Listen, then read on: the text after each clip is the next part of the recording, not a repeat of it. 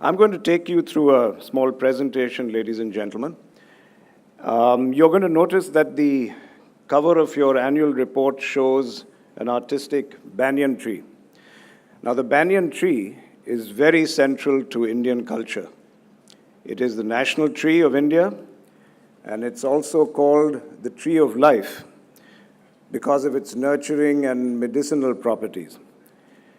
The banyan tree is also central to the understanding of the Mahindra Group. Now, this is a picture that is very, very meaningful for us in the Mahindra Group because it represents the way the Mahindra Group grows and creates value for its shareholders. The banyan tree has a very strong trunk, as you know, and it initially grows and spreads. The tree then sends down aerial roots that grow into the ground. For a while, these roots are nourished by the main trunk, but then they start their own cycle of growth and become trunks themselves.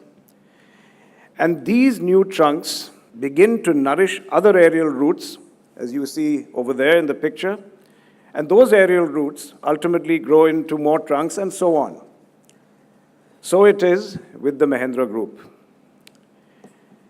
Initially, as you see, there was just one central trunk, which is your parent company, Mahindra & Mahindra.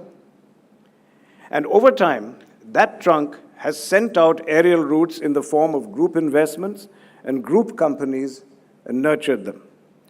These new roots found themselves fertile soil and they've grown into new businesses. And as they've grown stronger, they've become trunks themselves.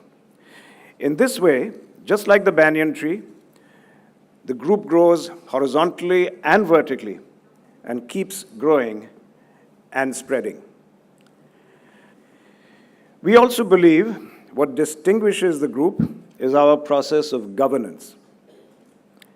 Governance needs to be driven from the top of the organization, whereas compliance requires adherence from the bottom up.